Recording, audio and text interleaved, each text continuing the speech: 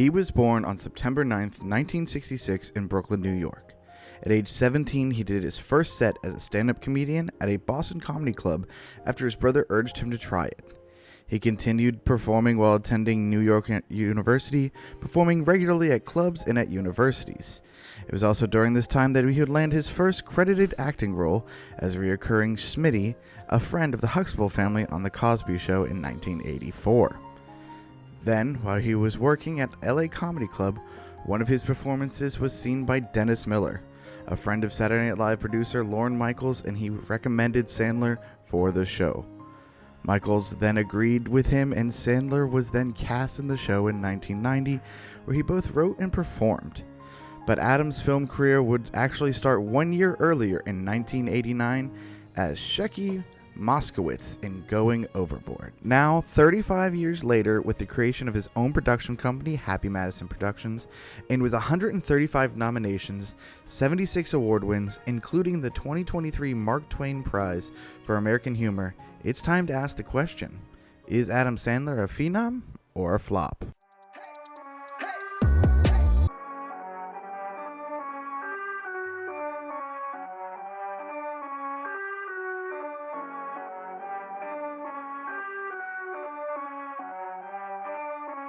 Hello and welcome to my channel. Go ahead, relax, take your shoes off. And if this is your first time, don't forget you took your shoes off before you leave.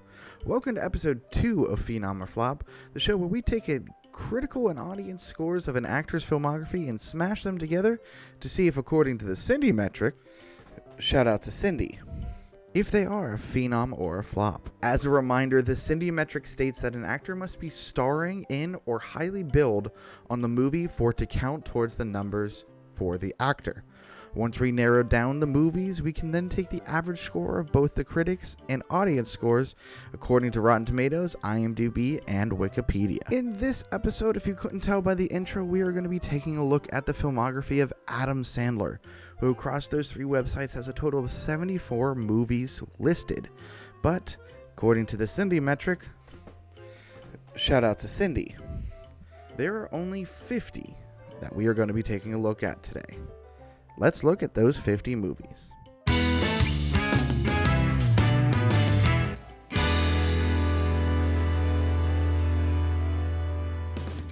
Those movies are Going Overboard, Shakes the Clown, Airheads, Mixed Nuts, Billy Madison, Happy Gilmore, Bulletproof, The Wedding Singer, The Waterboy, Big Daddy, Little Nicky, Adam Sandler's 8 Crazy Nights, Mr. Deeds, Punch Drunk Love, Anger Management, 50 First Dates, Spanglish, The Longest Yard, Click, I Now Pronounce You Chuck and Larry, Reign Over Me, Bedtime Stories, You Don't Mess with the Zohan, Funny People, Grown Ups, Jack and Jill, Just Go With It, Hotel Transylvania, That's My Boy, Grown Ups 2, Blended, Men, Women, and Children, The Cobbler, Hotel Transylvania 2, Pixels, Sandy Wexler, The Ridiculous Six, The Do-Over, The Merowitz Stories, New and Selected,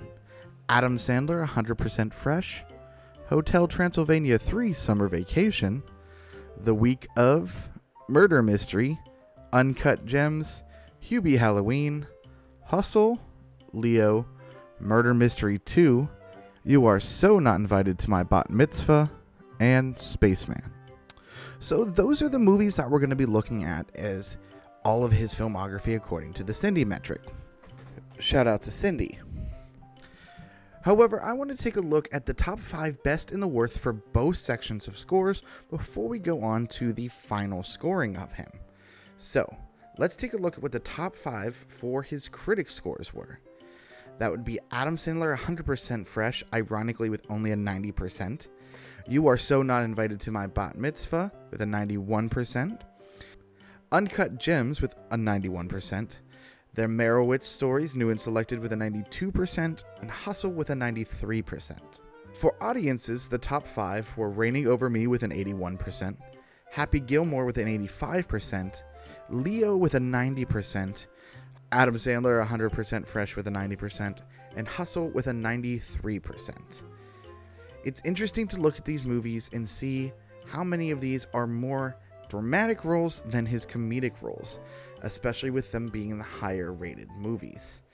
Out of all of them, the only ones that are comedic for the critic scores are his comedy special 100% Fresh and You Are So Not Invited to My Bat Mitzvah, which only stars him in a sort of supporting actor role.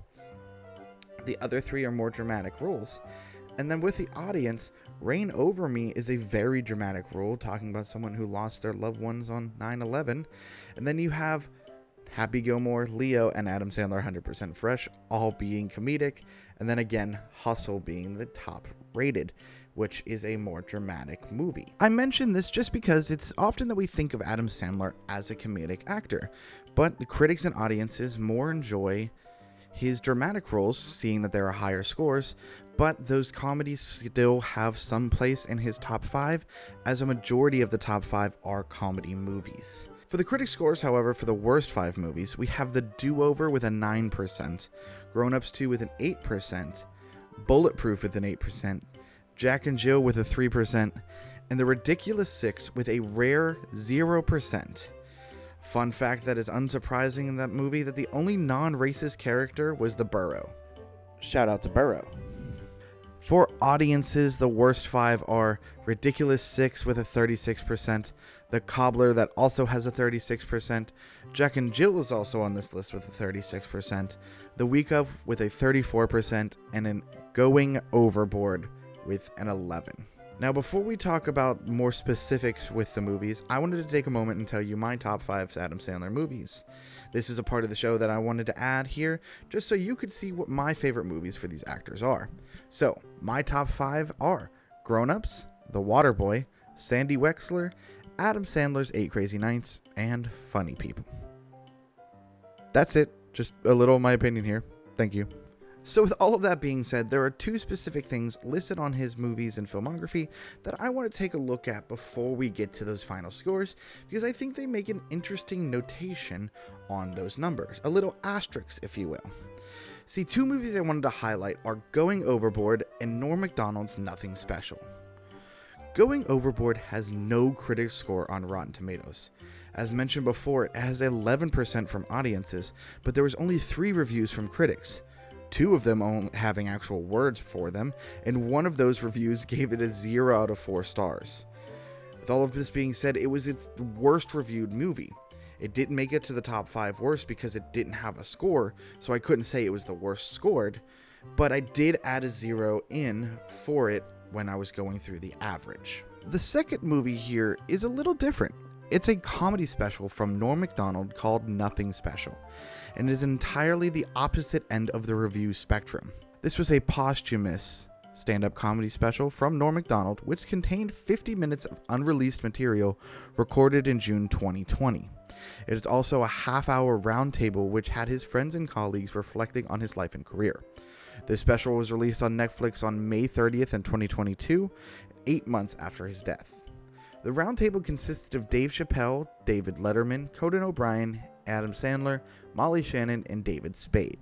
On the cast list for this special on Wikipedia, Adam Sandler was listed within the top 5 of the cast list, qualifying this show for this video, and this would make it the top movie for both critics and audiences with a score of 100% and 87% respectively.